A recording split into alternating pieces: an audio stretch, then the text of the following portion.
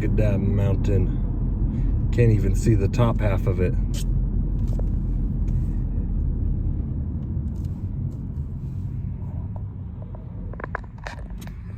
I do live in the best place in the country.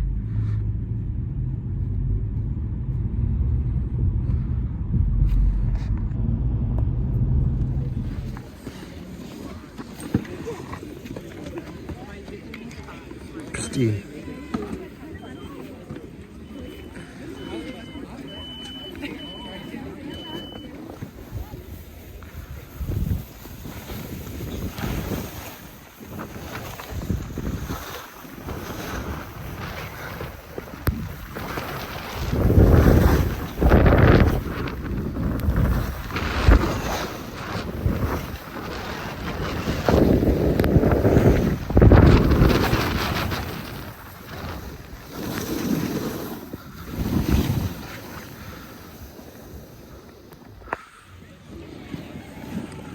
Too many people here. There's too many people here.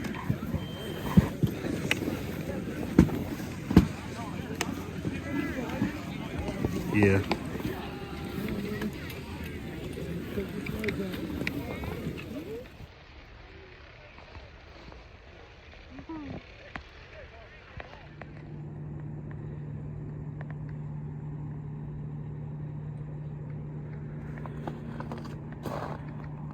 The snow just keeps on coming.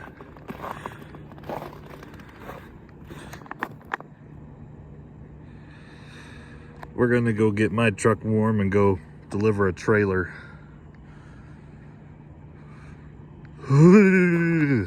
It is currently 8 degrees outside. Disregard the flashing lights of the recycling center. They kind of do whatever they want to do. The hood, or that, not the hood, it's too cold outside. My my cattle guard was frozen and I couldn't get it down, but so I wasn't really able to check the oil, but I was able to look underneath. It's not leaking nothing, so I'm just going to Layton and back. I'm emptying this trailer at Kroger, which Kroger Smith's distribution. If you've been to one before, you know they're horrible. They take forever. And most of the time they have lumpers. One time I paid a lumper for like $400. It was like 20 pallets or something. So.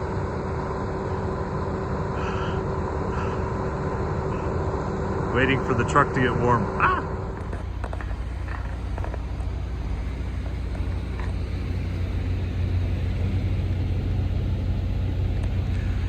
I don't know if you can see it in the video, but I got a crack in my windshield. Yeah, I tried to patch this hole and it held for, well, I think like 6 months, but the truck's been sitting for 2 weeks and the windshield was covered in ice, so looks like it cracked overnight when it froze. Shoot. We hired a new driver. He's gonna be driving Esmeralda for me, so I don't have to be in the truck so much. But we're here at Kroger, and I'm ready to take a nap. This place is 3 to 4 hours minimum unload time, so just gonna back into the dock. I have to be all the way on the other side, on the north side, but just back in and taking a nap. Oh, well, I got the easy dock. They must have known I was coming. They didn't want me to hit nobody or something. So I got one empty slot here. And then I got 2 empty slots on this side. And there's 3 guys down there waiting for these 3 slots. I don't know. Somebody a lot smarter than me knows what's going on.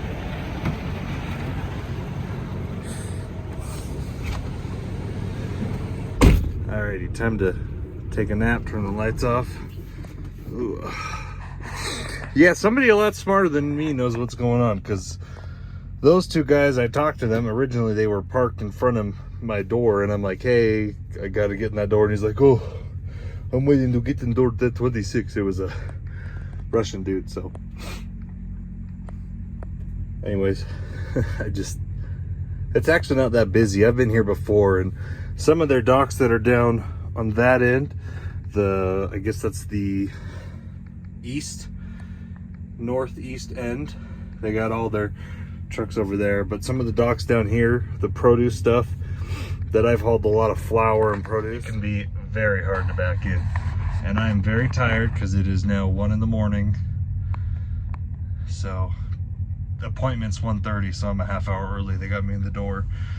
Sometimes if they're really busy, they won't get you a door until like 15 minutes before, so they'll make you park and wait for a call.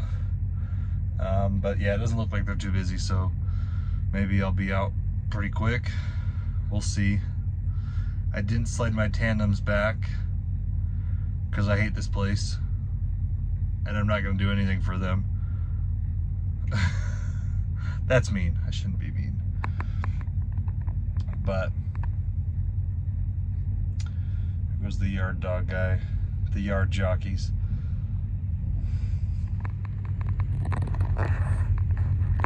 Wee woo, wee woo, wee woo. All right, I'm gonna go take my shoes off and I'm gonna go take a nap, because chances are I'm gonna be here until 4 in the morning. So I might as well sleep. There's no point. Somebody might come and knock on my door and tell me to move my axles back, but I've been here probably 30 times. This is the Layton, Utah Kroger. Oh, I hate them so much. But I used to be a dedicated hauler before them. They just hate their drivers for whatever reason. They're rude. The forklift operators are rude. The lady that calls for the lumper is rude. The guards at the guard shack are rude. So, oh, that's the Russian dude right there. I think he's going to see if he can get a new door. Like, the frick, man, there's so many doors open. Why am I waiting for somebody else? Yeah. All right, it's gonna be a while, so I'm gonna go take a nap.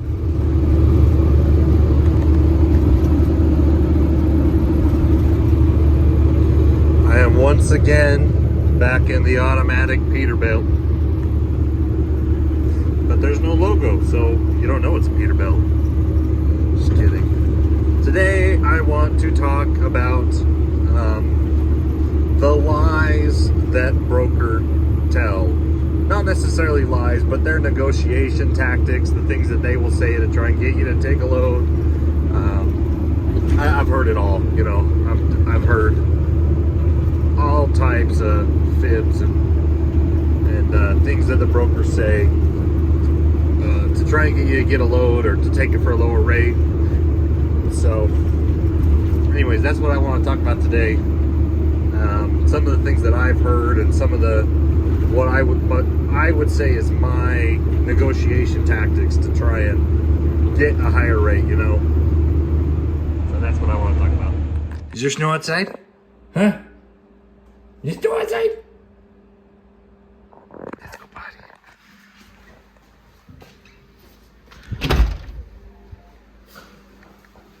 Ha! Let's go outside. Let's go outside. Let's go outside.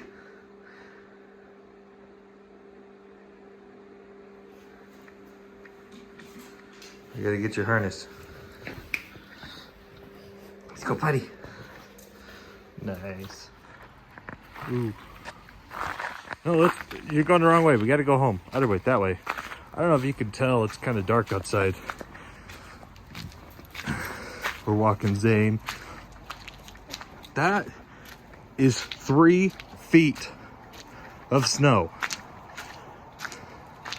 All the way, the whole yard. This is our townhome complex we live in. 3 feet of snow. My hair's a little messed up. I just took my beanie off. But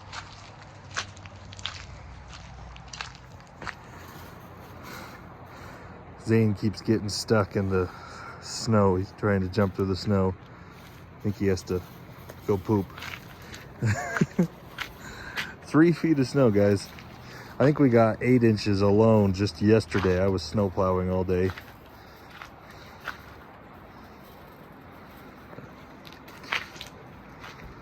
Oh, yeah, he is pooping. Yeah, da, da, da, do. There's my yard over there. You can see some of my doubles. But we're here picking up at, I gotta go open my door. Heritage Back. This is a load that we got. I'm just getting it picked up. I'm not gonna deliver it.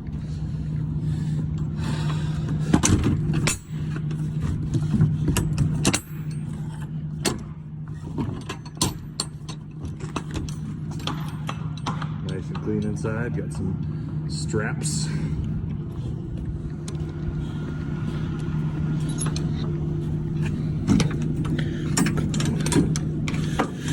Yeah, it was a really chilly morning because I had to got stuck in the ice. Had to pull myself out with the loader because this trailer's been sitting for a week and it was under snow.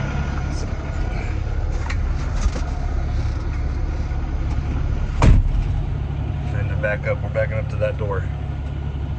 He said I don't have to slide my tandems back, so we're good.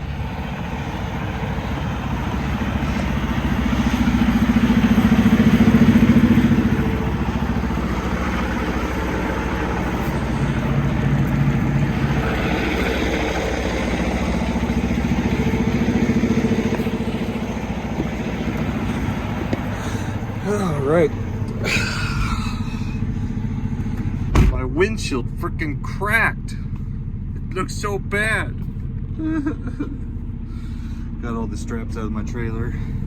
Gonna go drop it off at an RXO warehouse. Get it loaded going to Portland. XPO is where it is at, my guys. I'm here dropping this trailer.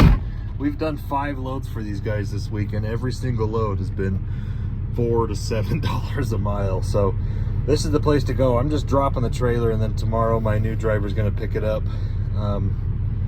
This is kind of a sad load for me because we just hired another driver and I'm putting him in Esmeralda full time. So I might not be making any videos in Esmeralda for a while because she ain't gonna be my truck no more.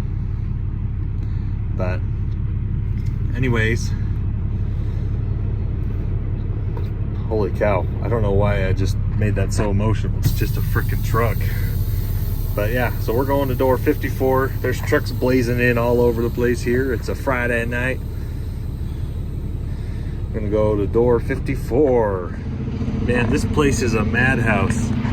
This dude just barely pulled in right in front of me to door 54, so he's gonna call the dispatch office so I don't have to walk all the way back up there. This place is popping. There are just trucks flying everywhere. Well, of course, now when I'm videoing, you know, they're not. But I don't know. We'll see what he says. I feel like I'm in the way. All these trucks are going past me. All right, they just told me door 77, so here we go.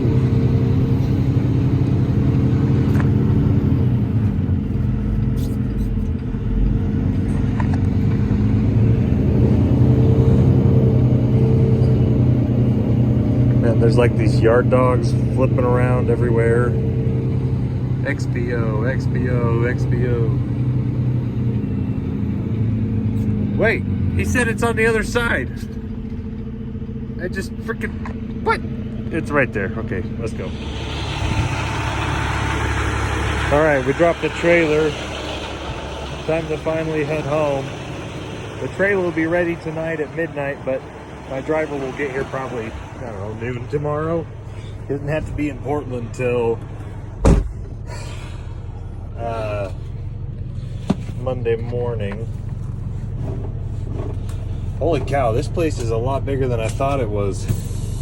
This is a huge facility. There's so many trucks and there's 4 buildings. Like, somebody a lot smarter than me knows what's going on. Because they got all these trailers that are the short 28-foot trailers. And they got them all on these docks that they're taking them out of the short trailers, putting them in the big trailers. And and then the big trailers that are coming from out of state hook up to the dock, take all the stuff out, put it into the small trailers and do the local deliveries. I'm always amazed by these big companies that that are able to do that, you know, partial load movements, or shoot, what is it called? Load to load. So pulling up to the guard shack. Yeah, I don't know why, but RXO and XPO's broker webpage on DAT, it's got like 1 star, which, you know, I always try and take with a grain of salt the reviews that people leave on DAT, because anybody can leave a review, even if you haven't hauled a load for the broker before. So, anyways. But yeah, they've been very good to us. They're very easygoing for the most part. They have lots and lots of loads, so, you know, you may be surprised if you're stuck in the middle of nowhere. They probably have a load. But yeah, XPO, they're one of the bigger companies. And like I said, this is the 4th load we've hauled from since last week, and every single one has paid phenomenal. So not all their loads pay phenomenal, but the good thing is you can always put in offers or call them, and most of their agents are very, very good to talk to. I'm gonna go over here to the Maverick. Let's see, I guess I go straight. Is this a straight lane? Yeah, this is the straight lane. Oop. Pull straight. I'm gonna go get something to eat, and then fuel up, and then this truck is no longer my truck. So, anyways,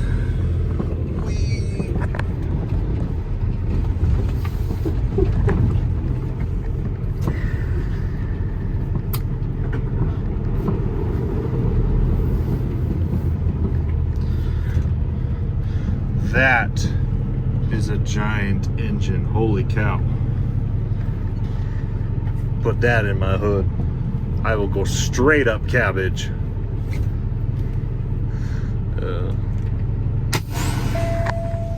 Funny. So, I want to talk about the lies that brokers tell dispatchers and drivers calling on their loads.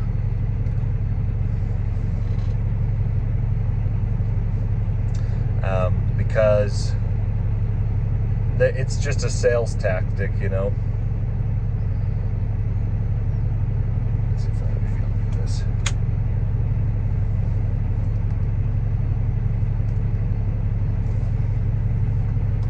It's all a game. It's all a sales tactic. So, some of the most common lies that I hear are, "That's all I've got in it. That's my break-even point. I'm already losing too much money on this load." Let's think. What are some others? I've got a dedicated carrier that usually does this run for this rate, but he fell through this one time, so I need help covering just this one. You know, it's all sales tactics when you really think about it. So the broker is trying to move the load for as cheap as they can, because they are working for the shipper and the receiver. They're not working for you. You are a contractor to a contractor, and that's the name of the game, is price. And I know I don't want to be mad. I don't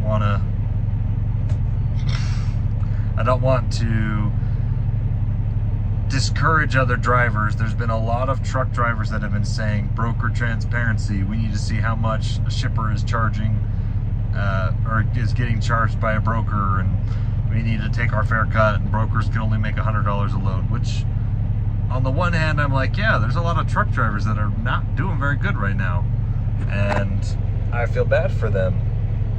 But at the same time, we live in a free market. If someone can beat that price, and it's not it's in an ethical way, they're working hard, they're not using slave labor, you know, then yeah, that's the cheapest bid with the most credibility behind it wins. If somebody can beat that price, somebody can beat that price. And that's just the reality of it. There's supply and there's demand. And so I got my degree in economics, and the biggest thing they talk about is supply and demand.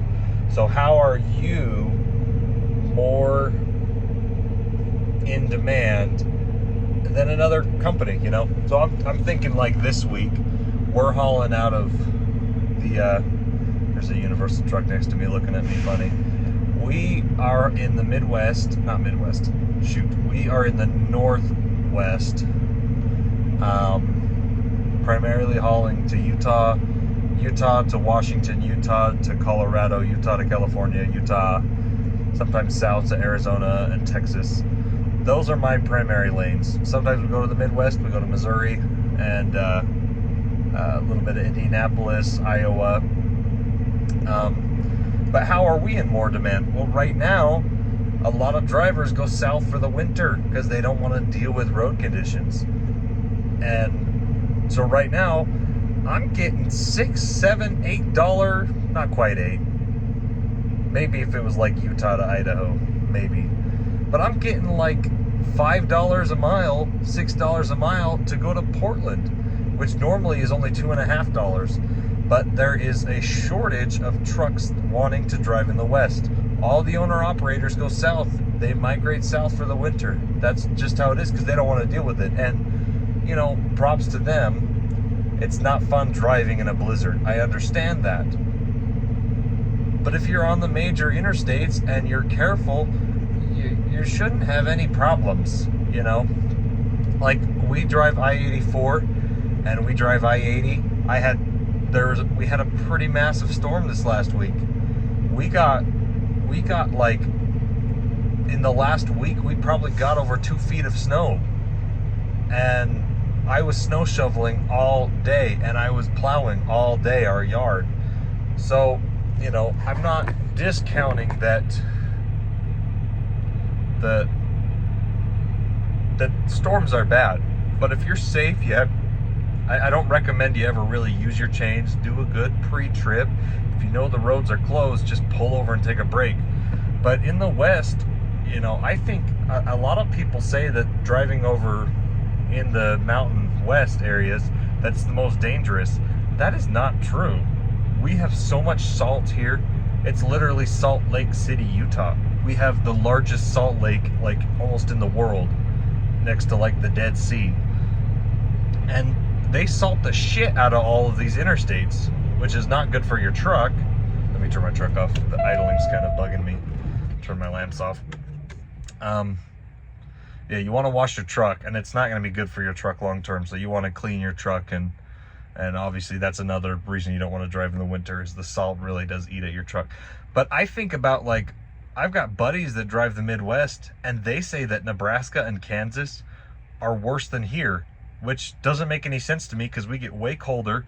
It's a drier environment, you know, higher altitude, meaning it's colder. We get more snowfall than they do, but our people plowing the roads, they salt the shit out of the roads. So you're almost always safe if you stay on the interstate. You're going below the speed limit. You're not in a rush. You trip plan. If you know there's snow coming, you stop. So, you know, I don't think it's that bad. I think a lot of people overreact. We had a bad storm, yes. Just pull over. There's so many parking stalls. I can't even believe these. I've had so many brokers begging me to take these loads, and I feel bad turning down loads that are paying $6 a mile to go north. So anyways, and I can get loads home from Portland. So if I can get $3,500 to go to Portland, I'm gonna take it. And I feel bad when I don't have enough trucks because he's got 10 more of these loads and I can only take 3, you know? So anyways, that is how you set yourself apart. You have to be in demand. I'm looking at the load boards right now for Texas. There ain't shit in Texas because everyone's in Texas right now. Nobody wants to go north.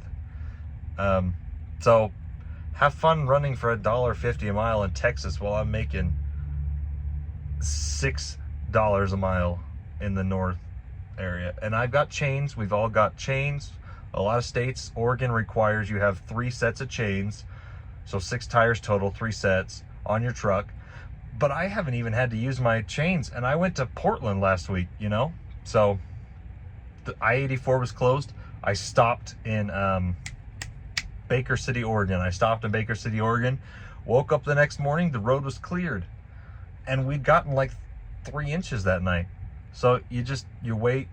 Highway Patrol does their job. They clear the road out really, really nice. And, you know, you'll be all right. But, so things are going pretty good right now if you're willing to drive in the snow, which a lot of people aren't. And I understand why. Especially if you're hauling a light load and it's windy and blizzardy, you're going to get blown in the wind. So you just got to be safe. The market seems to be doing really good for me. I don't know about anybody else, but it's holding up better than I thought it was going to. And I know that the snow in the winter that has a huge effect on that. You get really good paying loads right now. And so about, you know, March, when things start warming up, people will start migrating back up north. But yeah, life is good. How do you negotiate with these brokers? What do you say? You say, I've got a truck available. The storm's really bad, but I'll book this load and we'll get the driver there as soon as he can. If the roads are bad, we have to delay. What do you say? If the roads are bad, you just tell the broker, I can't make it on time. I'm going to be late because I-84 is closed. Cabbage is closed. Going up the Sisters, it's closed, you know. I actually had my truck shut down in Pendleton, Oregon. He had a load coming home yesterday. And the broker was out of Texas, and I was like, hey, the freeway's closed. He's gonna be a day late. I-84 is closed right now. And the broker's like, well, can't he just go around it? And I'm like, yeah, but that'll add 200 miles to his route, and I can't even guarantee that he'll get home any sooner. You want to fork up another $800 so that he can go up north through Montana to get home? You know, some of these brokers, they don't understand, but you just have to explain it to them. There's not a faster way home. I-84, there's not very many other ways you can get home. You can go south and go through Nevada, maybe, but Nevada sometimes is worse than here. So how do you set yourself apart? We are in a free market. How do you set yourself apart so that you are a more desirable carrier than somebody else? Somebody that's willing to run for under $2 a mile, you know? So, sorry, that was a weird rant. That wasn't even what I wanted to talk about. But I'm a little bit emotional since I'm giving up the truck to another driver, and he's very professional. He's actually related to another one of my drivers, so we hired him on as a referral. I'm still watching the auctions. I can't believe how cheap trucks are right now. So I'm going to try and get some 2020s, 2021 used trucks. I'm going to get there's a couple Kenworth T680s I'm looking at. They're selling for, you know, 400,000 mile trucks are selling for like 30 grand. I can't even believe it. You know, good Cummins engines. There's a couple PACCARs that are selling for $20,000-ish. I don't know if I'm willing to pay that. I've had such bad experiences with PACCARs. I know they get better fuel economy, and I know that they're 800 pounds lighter. I just don't, that just sucks so bad when you have to totally replace the block. Anyways, I'm rambling because I'm tired. Stay warm, stay dangerous. You can do it. You can drive through the snow. I believe in you. I'm gonna go get a burrito and go to bed. So, night, guys. So I know Maverick doesn't have like driver accommodations. There's no showers or parking, overnight parking. That is such a huge freaking engine. Holy cow, that thing is cool. But I got a burrito. That thing is massive. But every time I get fuel at a Maverick, I get enough points for a free burrito. So getting dinner and going home. Well, my eyes look like gray. All right. Good night, guys.